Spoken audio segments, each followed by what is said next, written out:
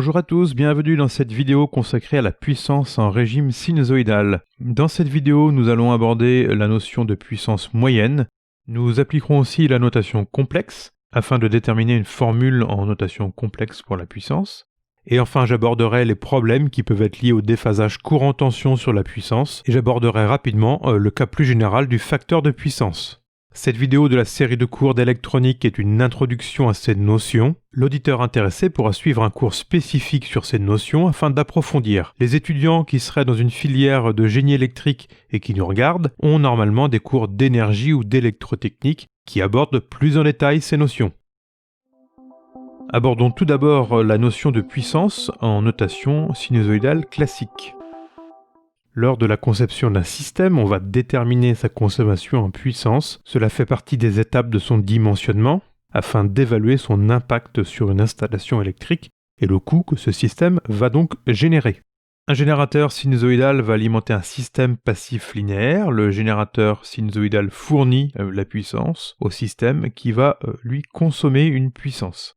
On va noter la tension U de t égale grand U cosinus oméga t plus éventuellement un déphasage à l'origine, phi U, et le courant I de t égale grand I cosinus oméga t plus phi I. Le courant peut être déphasé par rapport à la tension. La puissance, classiquement, est le produit de la tension fois le courant. Si on développe la formule, on va trouver UI cosinus oméga t plus phi U multiplié par cosinus oméga t plus phi I. En utilisant les formules de trigonométrie, on peut transformer la multiplication de cosinus en addition. On va donc se retrouver avec UI sur 2, facteur de cosinus 2 oméga t plus phi U plus phi I, plus cosinus phi U moins phi I. Alors dans cette écriture apparaît la fréquence double cachée dans 2 oméga, qui est visible sur la représentation. On voit tout de suite que la puissance a une fréquence double par rapport à U et I. Et la notion importante ici va être de calculer la puissance moyenne. Grand P égale la valeur moyenne de la puissance précédemment écrite. On sait déjà que la valeur moyenne de cosinus de oméga t sur une période est égale à 0. Donc il va nous rester UI sur 2 cosinus phi U moins phi I. On va séparer UI sur 2 en U sur racine de 2 fois I sur racine de 2. On obtient donc la valeur efficace de la tension et du courant. De plus, on va noter phi égale phi U moins phi I, le déphasage entre la tension et le courant. On obtient la formule que la puissance moyenne est égale à U efficace fois I efficace fois cosinus phi, le déphasage entre la tension et le courant. Avant de rentrer dans les détails sur cette puissance moyenne, dans le cas de représentation de la figure en haut à gauche, la puissance fournie par le générateur est positive et la puissance consommée par le récepteur est positive aussi. La puissance moyenne peut être négative, dans ce cas-là, ça veut dire que le récepteur fournirait de la puissance. Et du point de vue du générateur, la puissance serait négative puisqu'il recevrait de la puissance au lieu d'en fournir. Ça peut arriver dans de nombreux cas et pas seulement en régime sinusoïdal. Imaginons par exemple le cas d'un véhicule hybride avec une batterie qui se recharge quand on roule. Eh bien une partie du temps, la batterie va se charger et l'autre partie du temps, la batterie va se décharger et va réinjecter la puissance dans le moteur électrique. Un autre exemple serait une maison équipée de panneaux solaires. Eh bien, les panneaux solaires contribueraient parfois à la consommation de puissance de la maison, et d'autres fois, lorsque la maison ne consommerait pas d'énergie, eh bien, les panneaux solaires pourraient servir à réinjecter de la puissance, de l'énergie sur le réseau électrique. Nous allons rentrer dans les détails de cette formule de puissance moyenne. Premièrement, la puissance moyenne est aussi appelée puissance active. C'est la puissance qui va créer un travail. Un échauffement dans un système de chauffage, une action mécanique par conversion de l'énergie électrique en énergie mécanique avec un moteur électrique. Dans les luminaires, c'est cette puissance qui au final va être convertie en puissance lumineuse.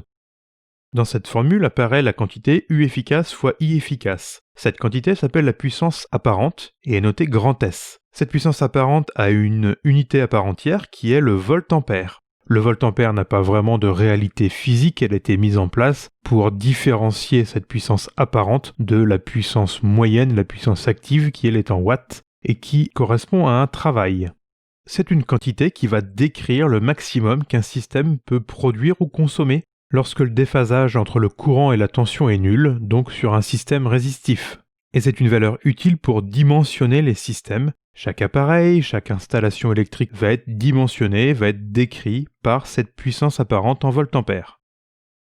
Le cosinus phi est compris entre 0 et 1. et ne doit pas être confondu avec le facteur de puissance. Le facteur de puissance est une notion plus générale. C'est vrai que dans le cas sinusoïdal pur, le facteur de puissance est égal au cos phi, mais attention à ne pas confondre ces deux notions. On reparlera du facteur de puissance très rapidement à la fin de cette vidéo. Dans un système purement résistif, comme je viens de le dire, U et I sont en phase, donc dans ce cas-là, cosinus phi est égal à 1. La puissance active est égale à la puissance apparente. Les effets inductifs ou les effets capacitifs, dus aux bobines et aux condensateurs, créent un déphasage du courant par rapport à la tension. Dans ce cas-là, le cosinus phi va être inférieur à 1 et la puissance consommée va être inférieure à la puissance apparente. Et notamment dans le cas critique de système inductif pur ou capacitif pur, le cosinus phi est égal à 0. Dans ce cas-là, la puissance active est égale à 0. Les bobines et les condensateurs ne consomment pas de puissance active. Il me reste de la place sur cet écran pour vous caser un tout petit graphique concernant la représentation vectorielle des puissances. On appelle ça la représentation de Fresnel. La puissance active fait apparaître le cosinus d'un angle. On peut donc représenter tout ça avec des vecteurs. Si la puissance apparente est représentée par un vecteur de norme grand S et formant un angle phi avec l'axe des abscisses, la projection sur l'axe des abscisses en cosinus est donc égale à la puissance active. Dans l'écriture des puissances, y a-t-il une quantité représentative de la projection en sinus sur l'axe des ordonnées? Nous allons répondre à cette question dans un instant par l'écriture complexe de la puissance. En notation classique, je rappelle que U égale grand U cosinus oméga t plus phi U et I égale grand I cosinus oméga t plus phi I, et qu'on avait déterminé tout à l'heure la formule de la puissance égale 1/2 de UI cosinus phi U moins phi I. Je repars de cette formule pour introduire la puissance en notation complexe. U en notation complexe égale grand U exponentielle J oméga t plus phi U, et I en notation complexe I exponentielle J oméga t plus phi I. Dans la formule de P en notation classique, on se rend compte que phi I est négatif. Le moyen d'obtenir un argument de signe opposé en notation complexe est de prendre le conjugué. Regardons l'effet du développement de la formule 1/2 de U complexe fois I complexe conjugué. On obtient 1/2 de UI exponentielle J oméga t plus phi U fois exponentielle moins J oméga t plus phi I. On se rend compte que les exponentielles J oméga t se simplifient et il nous reste 1/2 de UI exponentielle J phi U moins phi I. La partie réelle de cette quantité est égale à la puissance active, à la puissance moyenne. En définitive, en notation complexe, on peut noter la puissance, grand S souligné, c'est 1/2 de UI conjugué, est égal à P plus JQ. S complexe, c'est la puissance apparente en volt-ampère, et le module de cette quantité est égal à la puissance apparente que nous avons déterminée tout à l'heure, donc U efficace fois I efficace. P, c'est la puissance moyenne, la puissance active en watts, c'est la partie réelle de la puissance complexe, et Q, c'est une nouvelle quantité qu'on appelle la puissance réactive, dont l'unité est le volt-ampère réactif, et est égale à la partie imaginaire de la puissance complexe, donc S sinus phi. C'est la projection sur l'axe des ordonnées dont je vous parlais tout à l'heure. Le condensateur et la bobine sont aussi appelés des composants réactifs, puisqu'ils consomment uniquement de la puissance réactive, et sont responsables de ce phénomène. La puissance réactive consommée ne génère pas de travail, et ne sert qu'au fonctionnement intrinsèque de ces composants, donc à l'établissement de la tension aux bornes du condensateur et à l'établissement du courant et du champ magnétique dans une bobine.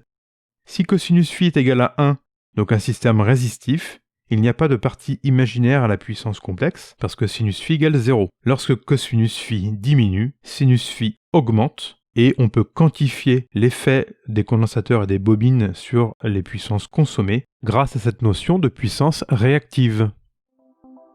Je vais maintenant parler des problèmes liés au cos phi, notamment sur le réseau électrique. Je vais expliquer rapidement ce problème, mais je ne vais pas rentrer dans tous les détails. On touche ici les notions liées à l'étude énergétique des systèmes, à l'électrotechnique dans le cas général. Donc ici, on est plus dans une petite introduction.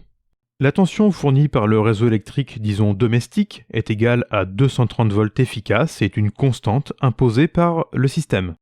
Alors dans ce cours-là, je ne vais pas parler de facturation au client ou quoi que ce soit, et je m'attache juste à l'introduction au niveau des effets sur les installations électriques.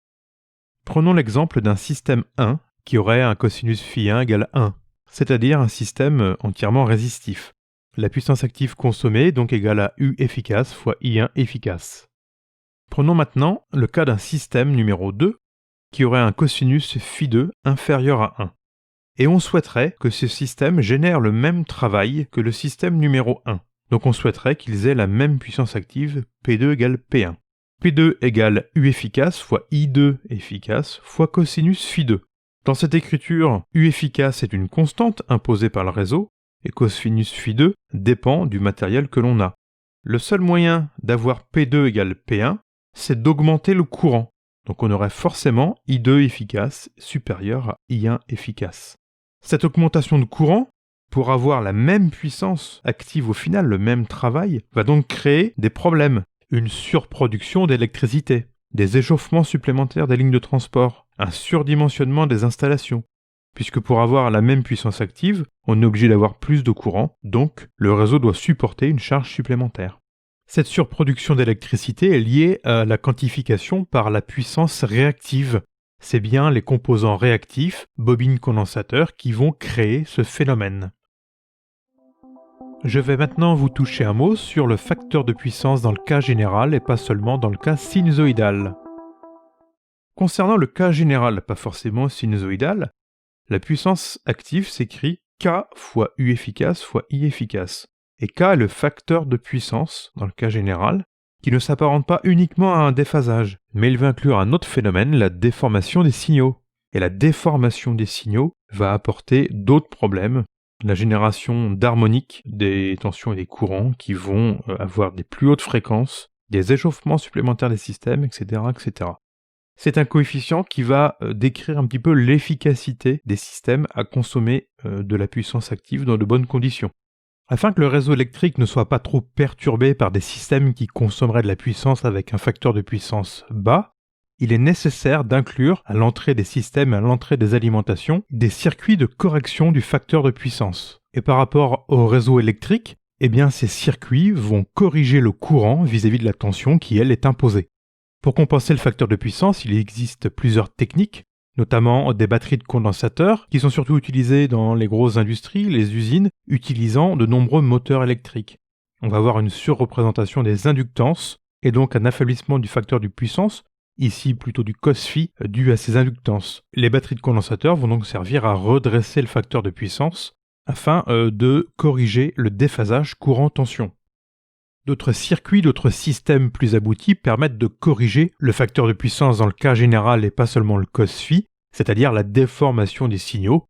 On va avoir des systèmes contrôlés électroniquement. Par exemple, les alimentations des ordinateurs sont dites PFC, c'est-à-dire Power Factor Corrector, et incluent des systèmes de correction du facteur de puissance.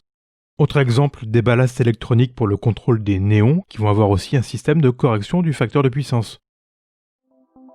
Voilà, merci d'avoir regardé cette vidéo, j'espère qu'elle vous a plu et qu'elle vous a servi en tant qu'introduction à ces notions. On se retrouve bientôt pour la suite. Portez-vous bien.